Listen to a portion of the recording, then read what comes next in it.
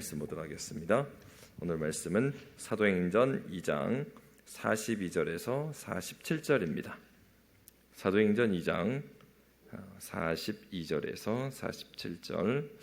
제가 가지고 있는 성경은 신약성경 190쪽입니다. 사도행전 2장 42절에서 47절입니다.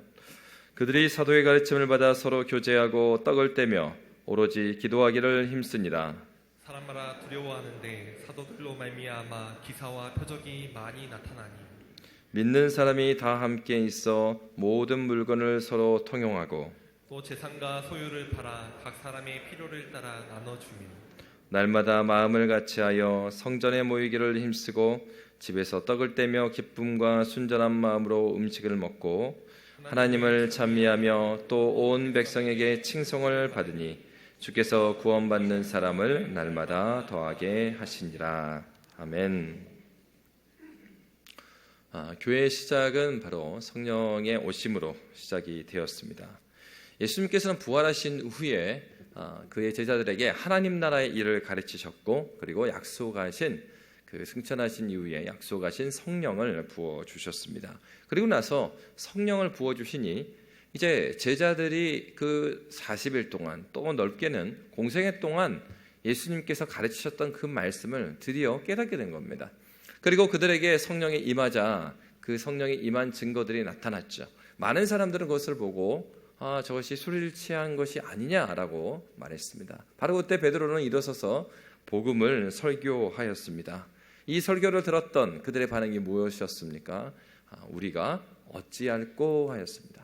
그리고 그들이 회개하고 그리스도 예수를 믿음으로 말미암아 3,000명의 새로운 신자들이 더했다라고 성경은 증거하고 있습니다. 바로 그러면 이 3,000명에 더해진 초대교회의 모습이 어떤 모습이었는가 하는 것을 오늘 본문은 우리에게 보여주고 있습니다.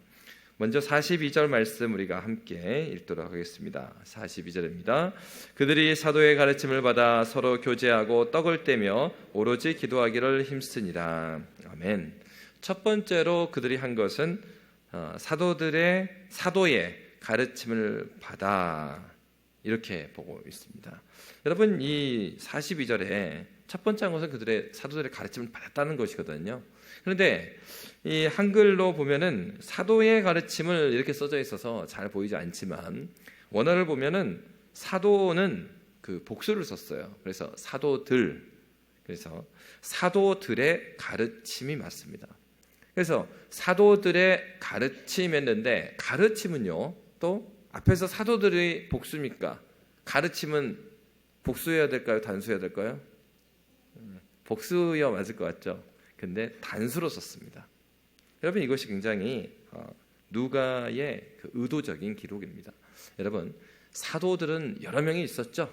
12사도가 있었습니다. 그런데 그 복음은 하나였어요. 바로 이것입니다. 여러분, 오늘날 우리가 교회에서도 그런 경험하지 않습니까? 우리 교회에서도 제가 설교자로 서 있고, 또 우리 부목사님들이 설교자로 이 단에 서게 되고, 또 이제 한 번씩 강사님들이 오셔서 말씀을 전해 주십니다. 그런데 우리가 신앙생활 할 때 그런 경험을 많이 합니다. 그렇다고 해서 저희가 그 부목사님들과 함께 부목사님 이번 주에는 오후 예배 때 이 본문을 설교하세요, 금요기도회 때는 이걸 하세요, 그런 회의를 할까요? 네, 하지 않습니다. 그럼에도 불구하고 하나님께서는 설교자 한 명 한 명에게 고요하게 하나님 말씀을 증거하도록 해주셨기 때문에, 그래서 이런 경험을 하게 됩니다. 우리가 이렇게 그 말씀을 듣다 보면 설교자들이 설교 본문을 논의하지 않았음에도 불구하고 하나님께서 어느 시기에 동일하게 나에게 말씀을 동일한 메시지를 주실 때가 있습니다. 하나님께서는 오늘도 우리하고 대화를 하시는데 어떻게 하십니까? 말씀을 통해서 대화하세요. 우리는 하나님께 간구하고 기도합니다. 하나님께서는 그 음성을 들으셔요. 그리고 하나님께서는 이 예배는 어떤 것이죠? 하나님과의 인격적인 만남이 있는 것이 예배입니다. 하나님께서, 그러면 여러분, 인격적인 만남이라니까 여러분 하나님 본 사람 있습니까? 하나님을 보면요, 우리가 죽습니다. 우리는 여전히 그리스도 예수로 말미암아 의롭게 여김을 받은 것이지 우리 안에 여전히 죄가 있습니다. 하나님께서 구약에서도 당신을 보여주실 때 어떤 표현을 쓰냐면 등을 보였다라 이런 식으로 보여주신단 말이에요. 왜요? 우리가 완전히 성화되고 완전히 거룩화된 때는 언제입니까? 마지막 주님께 갈 때예요. 그 전까지는 계속해서 이 죄와의 싸움 가운데 있습니다. 그렇기 때문에 우리는 눈으로 보고 예수 믿는 거 아닙니다. 눈으로 예수를 보고도 예수를 믿지 않은 예수님의 시대의 사람들이 있었어요.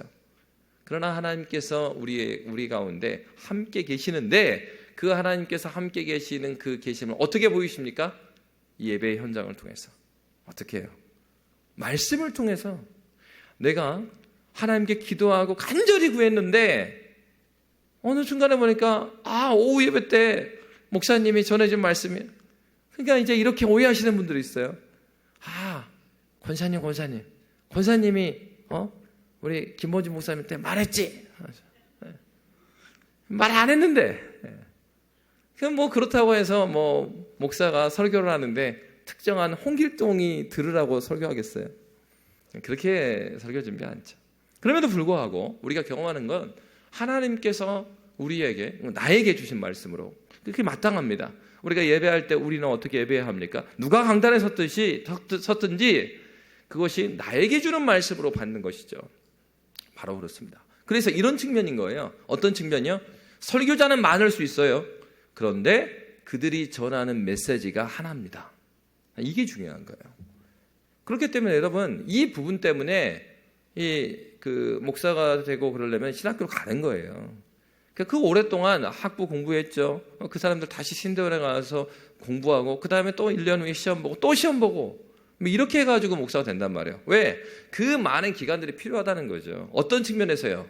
첫 번째가 이 말씀을 연구하는데 말씀을 강설하기에 필요한 준비를 하는 것입니다.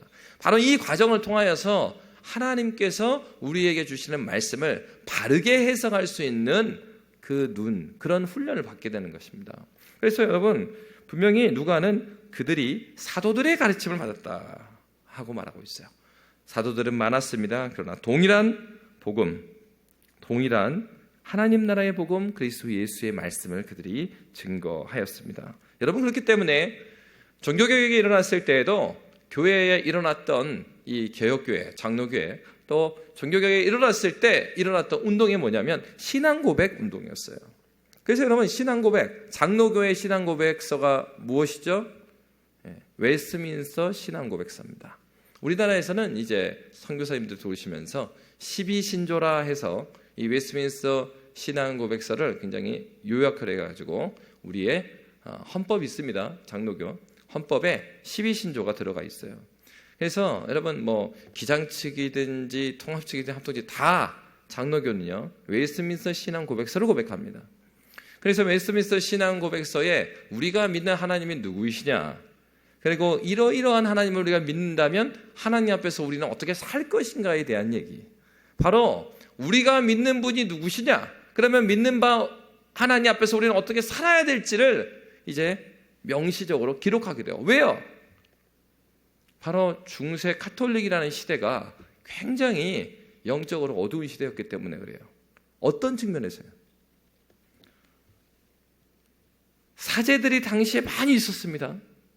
많은 사제가 있는데 나중에는 이 교회가 타락하니까 어떤 사제가 나타나요? 당시의 성경은 유일하게 한 언어로 되어 있어요. 어떤 언어일까요? 라틴어로 되어 있단 말이에요. 그런데 사제가 라틴어를 못 읽는 사제가 나와요. 그러면 무슨 얘기를 하겠어요? 성경만 펴놨지 자기가 외운 설교를 하든지 아니면 자기가 생각하는 말하고 나가는 거예요. 그러니까 이러면 안 된다. 그러니까 어떻게 되겠습니까? 어느 동네는 아주 훌륭한 사제가 있는 곳에서는 말씀이 좋아요. 성경을 성경대로 잘 해석해줘요. 그런데 그렇지 않은 사제, 돈으로 사제를 샀어요. 그런 사제가 있는 곳에서 어때요? 그 신부가 성경을 설교를 할 때 이상한 얘기를 막 하는 거예요. 그런데 설교도 라틴어로 했단 말입니다. 못 알아듣죠? 그게 무슨 말인지. 도대체 무슨 얘기를 했는지 이 성찬식을 할 때도요 라틴어로 막 했단 말이에요. 그러니까 성도들이 그게 무슨 말인지. 여러분, 바로 그런 시대였습니다. 어떻게 돼요? 그 사역하고 있는 그 설교자가 누구냐에 따라서 성경을 똑같은 말씀인데 너무 다르게 해석하게 돼요. 바로 종교개혁자들이 보았던 것은 무엇입니까? 설교자도 사람이기 때문에 잘못 해석할 수도 있습니다. 그런데 그 범위가 너무 크게 되면은 이게 교회가 무너지게 되는 거죠.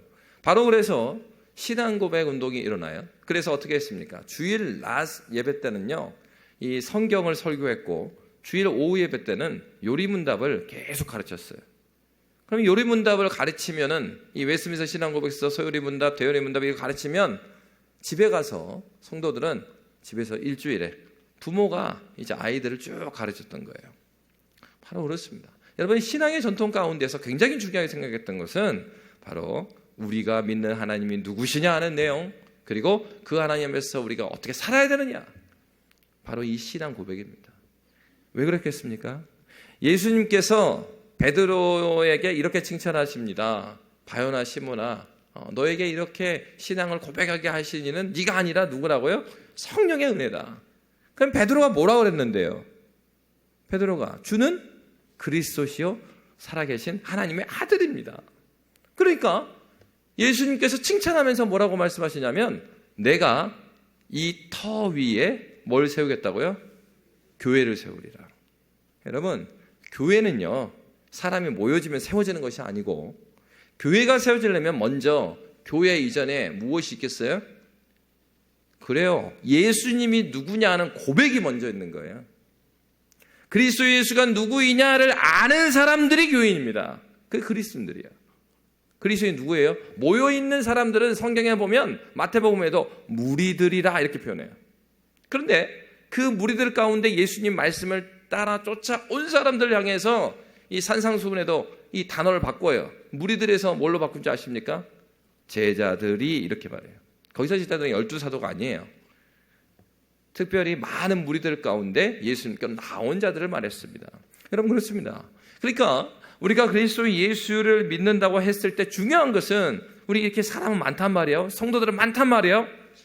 우리가 고백하는 바, 그 우리가 믿는 하나님, 삼위 하나님이 누구냐 하는 이 고백이 굉장히 중요했습니다. 여러분, 그렇습니다.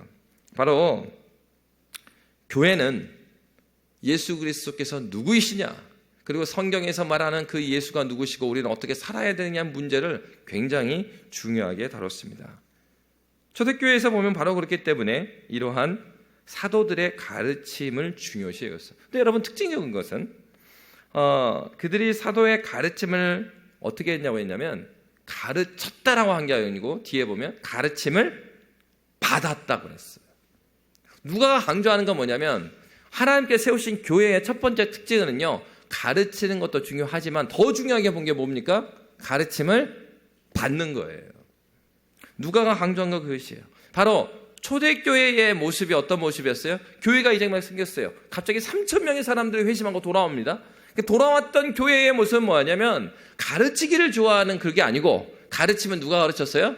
사도들이 가르쳤고, 그리고 교회는요, 가르침을 받는 것을 뒤에 이제 한글에 보면 42절에 보면 맨 끝에 서술어가 있어요. 그들이 사도의 가르침을 받기를 힘쓰니라, 이렇게 읽어야 돼요. 그러니까 초대교회의 첫 번째 특징은 말씀을 간절히 사모했어요. 말씀 받기를 힘썼던 교회예요. 그러니까 여러분, 오늘날도 우리를 잘 생각해 봐야 합니다. 내가 교회이고 내가 그리스도인이에요. 그럼 그리스도의 특징이, 첫 번째 특징이 뭐라고요? 사도들의 가르침을 받기를 힘쓰는 사람들이다. 여러분, 말씀을 사모하셔야 합니다. 정말로 우리가 참된 교회가 되려면 하나님 말씀을 받기를 간절히 힘써야 합니다. 그것이 교회의 첫 번째 특징이었어요.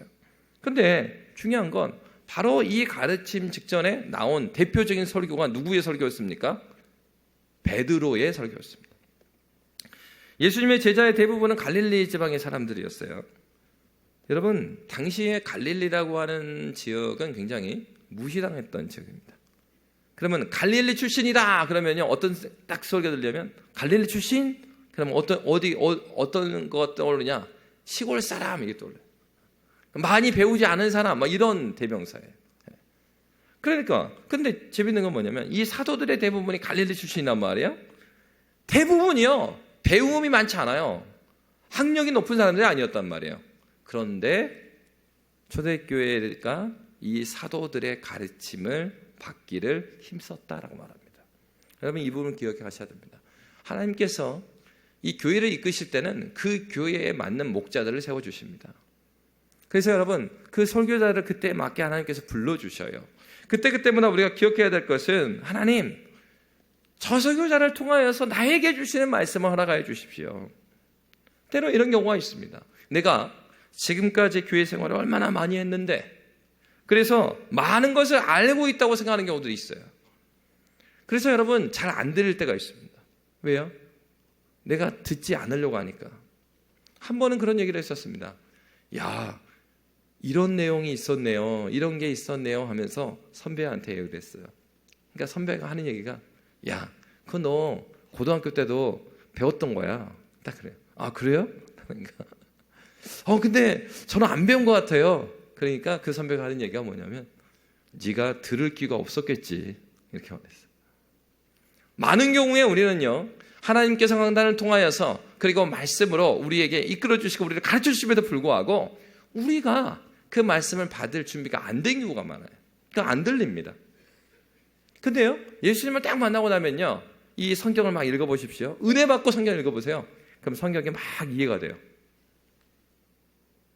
하나님께서 분명히 지금도 하나님께서 교회를 통하여서 하나님의 약속의 말씀을 전해주고 계십니다. 저 여러분이 기억할 것은, 그 말씀을 붙드는 것이 교회담의 첫 번째 사명이고 그것이 내가 살 길이다라고 분명하게 여러분 마음을 잘 다듬어야 합니다. 다 잡으셔야 돼요. 싸우셔야 돼요. 여러분, 두 번째로는 오늘 성경에서 어떻게 말하고 있냐면 42절에 보면, 그들이 사도의 가르침을 받기를 힘썼고, 두 번째는 서로 교제하기를 힘썼다, 이렇게 되어 있습니다. 여러분, 이 교제는 코이노니아, 이 교제. 그럼 이 교제는 어디로부터인가? 요한일서 4장 16절에 보면 요한 사도는 이렇게 말하고 있습니다. 함께 읽겠습니다. 하나님이 우리를 사랑하시는 사랑을 우리가 알고 믿었노니 하나님은 사랑이시라. 사랑 안에 거하는 자는 하나님 안에 거하고 하나님도 그의 안에 거하시느니라. 아멘. 이 사랑은 어디로부터 온 것입니까? 하나님, 삼위 하나님의 사랑으로부터 왔어요. 그래서 삼위 하나님, 성부, 성자, 성령 하나님의 관계는 사랑의 관계거든요. 영원 가운데서 사랑하셨어요. 이 얘기는, 영원이라는 얘기는요, 우리가 시간적으로 영원 이렇게 생각하면, 영원 전 이렇게 생각하면 시간을 거꾸로 가서 저기 뒤에 시작점을 생각하는데 그렇게 보시면 안 되고, 영원 가운데 사랑하셨다는 얘기는 시간이 없을 때, 시간이 창조되기 전에, 창조, 이 세상이 만들어지기 전부터 삼위 하나님께서는 성부, 성자, 성령께서 사랑의 관계 가운데 계셨어요. 사랑의 관계 가운데 계신 그 하나님께서 이 세상을 만드셨죠. 그리고 이 세상을 만드시되 창세기 말씀에 보면은 사람을 만드셨죠. 창세기 1장 27절에 보면은 어떻게 만드셨어요? 누구와 누구로 만들었어요? 남자와 남자, 여자와 여자, 남자와 여자로 만들었습니다. 하나님께서 우리를요, 만드셨을 때부터 관계 안에서 만들었어요. 한 사람이 참 사람이 될 때는 남자와 여자가 사람입니다. 남자 홀로 있는 것을 하나님께서 좋게 여기지 않으셨죠. 그래서 여자를 만들었다고 창세기 2장은 또 증거하고 있습니다. 여러분, 그래요. 그러니까 우리는 처음에 사람이 만들어졌을 때부터 우리는 관계 안에 있는 사람들이에요. 하나님께서 이 관계 가운데 무엇을 드러내 보이시길 원하셨을까요? 이 관계를 통해서 뭘 경험하게 해주시기를 원하셨을까요? 삼위 하나님의 그 사랑의 관계가 남자와 여자, 사회죠, 사회. 남자와 여자라는 구성을 통해서 그 관계 가운데 이 사랑, 어떤 사랑이요? 그 사랑이에요. 어디서부터 온 사랑이에요? 삼위 하나님으로부터 오는 그 사랑입니다. 그 사랑을 경험하도록 하기 위해서 이 가정을 세우신 거예요. 그리고 하나님께서 그 사랑이 드러나도록 교회를 허락해 주신 것입니다. 여러분, 그렇습니다. 바로 이 교제라는 것은요, 우리끼리 재미있게 지낸다라는 측면이 아니고, 이 교제의 근원은 어디로부터 끌어당겨야 돼요? 삼위 하나님으로부터 끌어당겨야 돼요. 그러니까 하나님 관계없이 우리끼리 친하게 지내는 거, 그 성경에서 말하는 사랑이 아니에요. 성경에서 말하는 교제가 그 교제는 아니에요. 우리끼리는 사귀고 재밌게 놀 수 있어요. 근데 그 안에 중심에 예수께서 계시지 않고 중심에 하나님께서 계시지 않는다면 그 교제는 이 성경에서 말하는 교제가 아니에요. 오늘 성경에서 말하는 초대교회에 일어난 그 교제는 어떤 교제입니까? 삼위 하나님의 중심이 되는 그런 교제였어요. 그러면 삼위 하나님의 사랑을 우리가 주님 만나서 경험했잖아요. 근데 그 사랑이 그러면 어떻게 드러납니까? 바로 그렇게 하나님과의 사랑, 하나님의 사랑을 받은 것이 우리 관계 가운데 드러나는 모습이 바로 44절, 45절이에요. 자, 우리 44절, 45절 함께 읽도록 하겠습니다. 믿는 사람이 다 함께 있어 모든 물건을 서로 통용하고 또 재산과 소유를 팔아 각 사람의 필요를 따라 나눠주며. 먼저는 어떤 일이 있었냐면 자기 것을 내놓는 일이 있었습니다. 그래서요, 자기 것을 내는 거. 어떤 사람들은 이것이 뭐 공산주의의 출발이다 이렇게 하는데 이거 잘못 해석한 거예요, 본문을. 왜냐하면 이 사도행전 2장도 보시고요, 4장도 보십시오. 이 유무상통하는 모습이 2장에만 나오는 게 아니고 4장에도 나와요. 그런데 그럴 때마다 어떻게 말하면 자기의 소유를 팔아 이래요. 사유재산이 있어요, 없어요? 있어요. 공산주의에서 말하듯이 뭐 다 우리 것이고 뭐 그런 게 아니고 사유재산이 있습니다. 나의 것이 있어요. 근데 나의 것을 나의 것으로 여기지 않는 그 마음의 자세가 있죠. 나의 것이 있습니다. 그럼에도 불구하고 내 것을 가지고 있지만 내가 이것을 가지려고 하는 그 마음보다 어떤 마음이 더 큰 겁니까? 지체들이 어려워하고 내가 도와야 되겠다는 마음이 더 커진 거예요. 왜 그럴까요? 그리스도 예수의 사랑, 하나님의 사랑이 내 안에 들어오니까 이 사랑이 이 내가 가지고 있는 것으로 기뻐하는 것보다 이것을 나누는 기쁨이 더 큰 거예요. 내가 가지고 있을 수는 없어요, 이건. 왜? 저 사람이 아픔을 받는데 이 나누지 않을 수가 없는 거예요. 지난주에 여러분 서진교 목사님 말씀 막 전했잖아요. 사모님이 여보 약속해줘. 이것만은 약속해줘. 이 목도리가 스페셜 에디션이야. 절대 주지 마. 알았어. 그리고 어떻게 했다고요? 가서 바로 또 줘. 왜? 주님이 이 마음에 성령께서 말할 수 없는 탄식으로 그 긍휼한 마음을 준단 말이에요. 불쌍히 여기는 마음을 줘요. 그리고 저 사람을 남으로 생각하면 그 마음이 생기겠습니까? 남이 아닌 거예요. 저 사람의 아픔이 내 아픔이 되고 있는 거예요. 지금 초대교회에 나타나는 모습은 어떤 모습이었어요? 사도들의 가르침, 하나님 나라의 복음, 예수의 말씀을 경험하게 되니까 교제가 일어나는데 어떤 교제예요? 유무상통하는 교제예요. 나만 괜찮으면 되지가 아니고 그게 안 되는 거예요. 나는 괜찮을지 모르겠지만 그렇지 않는 지체를 향하여서 마음이 너무 아프고요. 그건 내가 가지고 있는 기쁨, 그것이 아픔이 돼버리는 거예요. 그 지체의 연약함을 보면. 그 지체와 함께 걸어가줘야 되는 거예요. 바로 그 얘기를 하고 있는 것입니다. 먼저는 자기의 것을 내어놓는 일들이 있었습니다. 그래서 사도행전 4장 32절에도 이런 말씀이 나와요. 사도행전 4장 32절 함께 읽도록 하겠습니다. 믿는 무리가 한 마음과 한 뜻이 되어 모든 물건을 서로 통용하고 자기 재물을 조금이라도 자기 것이라 하는 이가 하나도 없더라. 아멘. 여러분, 바로 자기의 것을 조금이라도 자기 것이라 하는 이가 없다는 이거는 사유재산이 없었다는 얘기가 아니라 자기 것임에도 불구하고 이것을 나누는 그런 공동체였다. 그 중요한 건 뭐냐면 그렇게 나누었을 뿐만 아니라 어떻게 말하고 있냐면은 45절에 보면 2장 45절에 보면 또 재산과 소유를 팔아 각 사람의 필요를 따라 나눠줬다 하는 겁니다. 내놓았을 뿐만 아니라 그 모아진 그 재물들, 모아진 내용의 물건들을 어떻게 나눠줬어요? 필요를 따라 나눠줬다 이렇게 말합니다. 그렇습니다. 여러분, 원하는 대로 욕심대로 가져간 게 아니었어요. 나누는 사람도 자기의 욕심을 꺾었죠. 그리고 공동체를 위해서 내어놓았고 그게 필요한 사람들에게 나눠질 때도 원하는 대로 내 욕심대로 나는 아무래도 누구 아빠가 안 왔으니까 그거 챙겨놔야지. 또 누구 있으니까 챙겨놔야지. 막 이렇게 챙긴 게 아니고요. 필요한 만큼. 바로 그렇습니다. 여러분 이 모습을 잘 기억해 보십시오. 초대교회 가운데에 자기의 것을 자기의 것이라 주장하는 사람이 없고 그것을 공동체에 내어놓고 또 그것을 가져가는 사람도 자신의 필요에 따라서 가져가고, 바로 여러분 이 모습이 어떤 모습이에요? 자기를 꺾음이 그 안에 있어요. 자기의 욕심을 못 박는 일이 있습니다. 여러분 이거는 누가 그렇게 하셨습니까?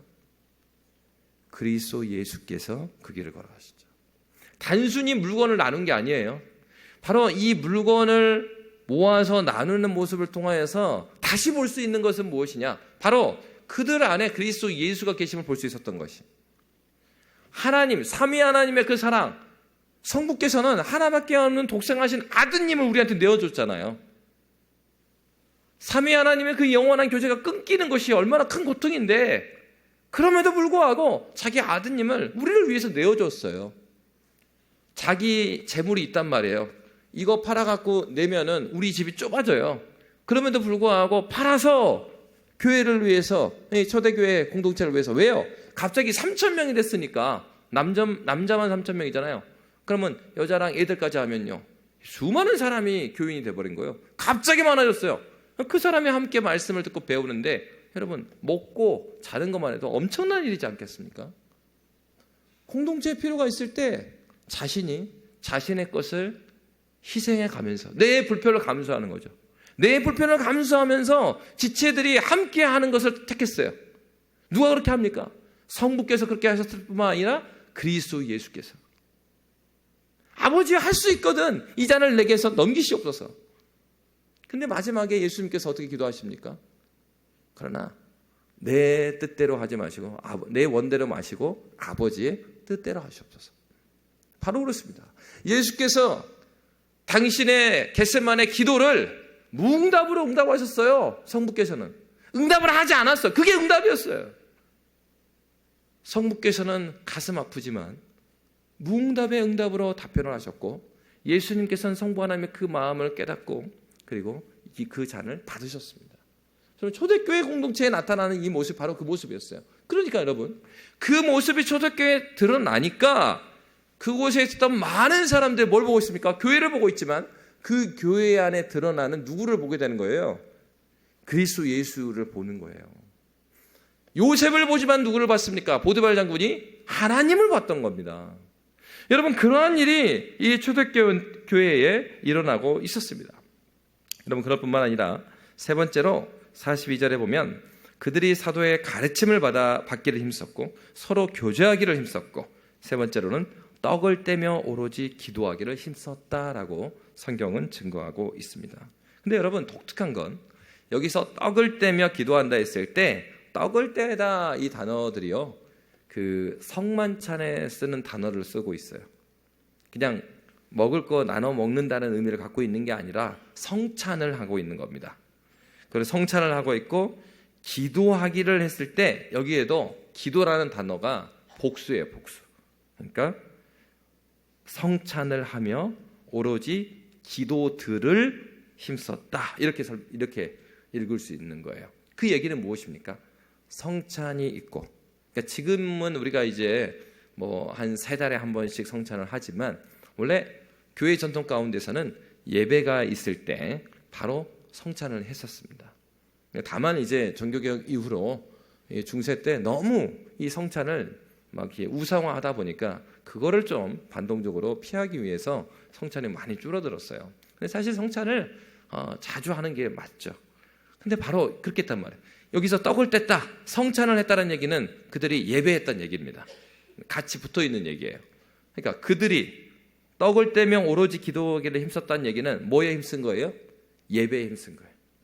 그들이 모일 때마다 주님께 예배하고, 그리고 이 떡을 뗐다라는 것은 그리스도 예수의 약속, 하나님의 언약을 그 떡을 떼면서 다시 한번 기억했던 공동체였습니다. 그래서 여러분, 기도하기를 했을 때 기도들입니다. 다시 말하면 이것은요, 개인적인 기도를 말하는 게 아니에요. 여기서 기도들이라는 거예요. 합심해서 기도했어요. 그러면 합심해서 기도했을 때 어떻게 기도합니까? 지금 우리가 수요예배 말씀 마치고 나서 우리 또 여름 사역위에서 함께 기도할 거거든요. 그럼 함께 기도하면은 제가 기도 제목 불러드리잖아요. 그럼 화면에도 기도 제목 뜨잖아요. 그러니까 이런 걸 말하는 거예요. 여러분, 주기도문이 있습니다. 주기도문에 나오는 기도의 내용이, 잘 생각해 보세요. 하늘에 계신 우리 아버지요, 이름이 거룩히 여김을 받으시오며 나라의 임하옵시며 뜻이 하늘에서 이루어진 것 같이 땅에서도 이루어지이다. 여러분, 주기도문의 기도도 보면요, 공동체적인 기도입니다. 개인의 기도가 주기도문에 들어가 있는 게 아니에요. 하나님 나라의 뜻이, 하늘의 뜻이 이 땅에 이루어지기를 원합니다. 우리의 일용할 양식에 대한 기도조차도 나의 일용할 양식 이렇게 말하고 돼 있어요? 아니면 우리의 이렇게 돼요? 우리의. 여러분, 주기도문은요, 하나님 나라를 위한 기도이면서 공동체를 위한 기도입니다. 개인의 기도가 아니에요. 합심기도라는 것은 어떤 것입니까? 바로 이걸 말하고 있는 거예요. 초대교회 함께 예배했습니다. 그래서 성찬을 나눴습니다. 그러면서 그들이 함께 기도하였는데 그 기도의 내용은 하나님, 저 당첨되게 해주세요. 하나님, 저 이거 가져가게 해주세요. 이거 얻을 수 있게 해주세요. 그런 기도가 아니고요. 하나님 나라가 이 땅에 임하길 원합니다. 하나님, 이 교회 가운데 하나님 어려운 지체들이 있는데 하나님 그런 필요를 채워주십시오. 나의 필요가 아니고 하나님 이 공동체의 필요를 채워주십시오. 그러한 기도를 초대교회에서 했다는 얘기입니다. 여러분, 그렇죠? 여러분, 여러분의 기도 제목 있지 않습니까? 우리도 그런 경험하지 않습니까? 우리가 기도의 자리에서 때로는 1번, 2번, 3번, 4번, 5번, 6번 해갖고 쭉 가져가고 하나님, 내 기도 제목 이거예요 하면서 막 기도할 때 있습니다. 그런데 여러분, 기도에 깊이 들어가면 하나님께서는 우리의 기도를 바꾸십니다. 동일한 기도 제목이라 하더라도 내 욕심 가운데 구했던 것들은 이 순위에서 내려오게 하셔요. 이렇게 기도하는 과정 중에. 그게 성령께서 도우시는 겁니다. 그러니까 우리가 기도하면서 하나님의 뜻을 알 수 있는 이유가 바로 이것이에요. 기도하는 가운데 성령께서 우리의 기도를 도우십니다. 어떻게 도우셔요? 하나님의 말씀을 깨닫고 기억하게 하셔서 뭘 보게 하세요? 말씀을 깨닫게 하셔서 우리 안에 있는 죄를 보게 하시는 거예요. 그래서 이 기도 제목으로 막 기도하다가 오 주님, 제가 욕심 덩어리였군요. 정말 이 지체는 이렇게 어려움에 살고 있음에도 불구하고 하나님, 제가 나의 것만 구했군요. 하나님, 저 선교사님을 붙들어 주십시오. 하나님, 저 형제를 붙들어 주십시오. 그러면서 내 기도에서 어느 기도로 가요? 지체들을 위한 기도로 간다고요. 그래서 기도를 통해서 우리의 신앙의 영역이 막 넓어지는 거예요. 여러분, 왜 기도해야 합니까? 바로 이 기도를 통하여서 내 욕심을 발견하게 하셔요. 그리고 그 욕심을 십자가에 못 박게 하신단 말이에요. 그래서 그리스도 예수의 눈으로 바라보게 해주시는 거예요. 너무 덥고 습도가 올라갔어요. 그럼에도 불구하고 내 자신을 꺾고 우리 아이들 위해서 기도해야지. 더 기도하기 어려운 시즌이니 더 기도를 모아야 되겠다. 이 애들이 특히 우리 중고등부 여기 열심히 나오는 친구들 있지만 이 더위 핑계대고 말이야. 안 나오려고 하는 애들이 있어요. 그럼 어때? 더 열심히 기도하는 거예요. 하나님. 그렇습니다. 하나님께서 이 초대교회를 사용해 주실 때 하나님의 은혜가 저들에게 임하니, 성령이 그들에게 임하니 하나님의 말씀을 깨닫게 되고 하나님의 말씀을 깨닫게 되니까 하나님의 아버지의 마음을 알겠는 거예요. 그들이 회개하면서 주님 앞에 나오면서 하나님의 사랑을 경험하는 것이 이렇게 관계 가운데 공동체적으로 나왔습니다. 여러분, 하나님께서 그렇게 일하셨던 것입니다. 그런데 중요한 것은 이러한 하나님에 대한 사랑, 하나님을 아는 그 기쁨이 공동체에 머물렀는가? 오늘 본문을 보시면 46절에 이렇게 되어 있습니다. 우리 46절 말씀 함께 읽도록 하겠습니다. 날마다 마음을 같이하여 성전에 모이기를 힘쓰고 집에서 떡을 떼며 기쁨과 순전한 마음으로 음식을 먹고 47절 읽습니다. 하나님을 찬미하며 또 온 백성에게 칭송을 받으니 주께서 구원받는 사람을 날마다 더하게 하시니라. 아멘. 이러한 일들이 처음에 46절을 보시면 어디에 모이기를 힘썼다고 나왔습니까? 성전에 모이기를 힘썼다고 했어요. 그러니까 이러한 일들이 성전에 먼저 있었어요. 말씀을 배우고 교제하고 그리고 예배하고 기도하는 그 모습들이 성전에 있었는데 그 다음에 성전에 모이기를 힘쓰고 그 다음에 뭐가 나와요? 어디에서 떡을 떼고 기쁨했대요? 어디서? 집에서. 성전에서 그러한 일이 일어났을 뿐만 아니라 어디에서요? 집에서 그런 일이 일어납니다. 그리고 47절에 보면은 누구에게 칭송을 받아요? 하나님을 찬미하며 또 온 백성에게 칭송을 받아요. 여러분 그렇습니다. 하나님께서 은혜를 주시고 성령 충만을 더해 주실 때 공동체 안에서 한 사람에도 변화된 영혼이 나오잖아요. 그러면 기쁨이 있습니다. 그 모임 안에. 그래서 우리 이런 말을 하죠. 구역 모임 안에서 이 기도 제목 막 나누고 그러면은 아이고 누구 집사 입 열었네. 아이고 뜨거워 될까봐 뜨거워. 그 집사님이 말하면은 막 이제 막 은혜가 넘쳐 막 어려운 기도 제목인데도 막 은혜가 넘쳐. 듣기만 해도 막 은혜가 돼. 그러니까 정말 말씀으로 변하는 그 한 사람이 있으면요, 내가 신앙생활에 너무 도전이 되고 기쁩니다. 감사해요. 그러한 일들이 교회 안에 있는 거예요. 성전에, 집에서, 그리고 온 백성에게도. 그렇게 되면 어떻습니까? 그러니까 그 사회에서도, 예루살렘 성 안에서도 저들을 보고서 와, 저들이 뭔가 변화가 있는데, 자기들이 볼 때도 교회가 변화된 거예요. 그들이 예전과 같지 않아요. 그게 이제 보이는 겁니다. 언제요?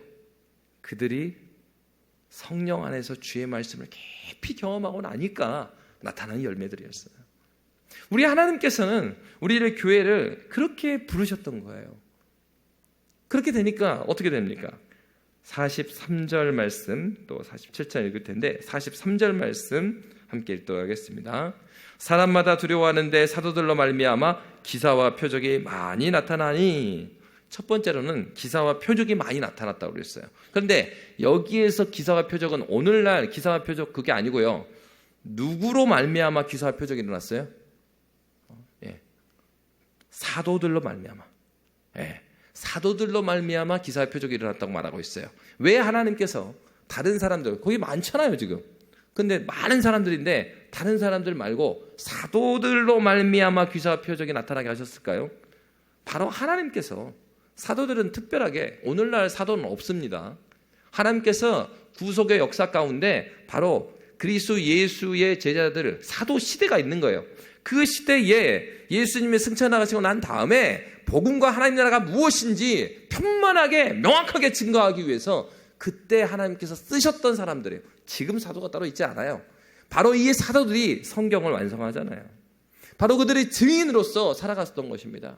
이 사도들, 이들에게 기적과 표적을, 기사와 표적을 주신 이유는 이들이 바로 하나님께서 세우신 자들임을 하나님께서 증명해 주신 거예요. 여러분 그렇습니다.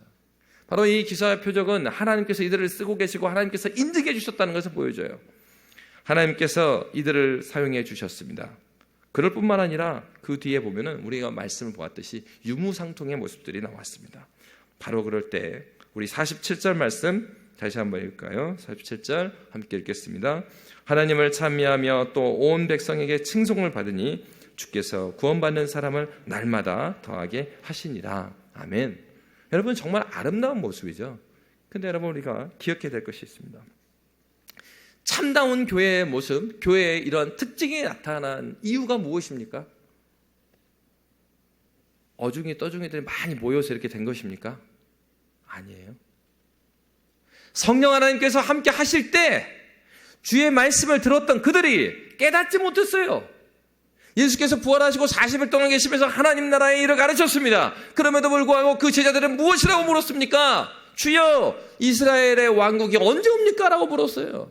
하나님 나라를 바라본 게 아니고 이스라엘 왕국이었어요. 아직도 자기의 꿈 못 버렸어요.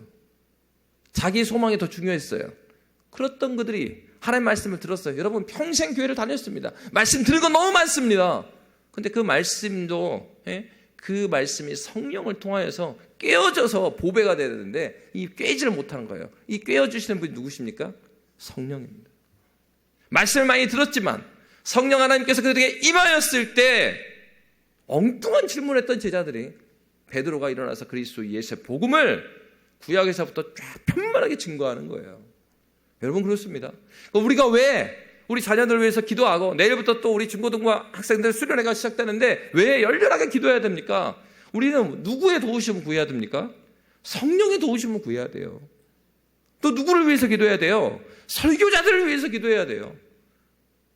그래서 하나님 정말 우리 아이들이 드려야 될 그리스도 예수의 복음, 하나님 나라의 복음을 우리 설교자들이 철저히 준비할 수 있도록 인도하여 주시고 하나님 그들이 말씀을 전한다 하더라도 성령께서 함께 하시지 않으면 아무 일도 일어나지 않습니다.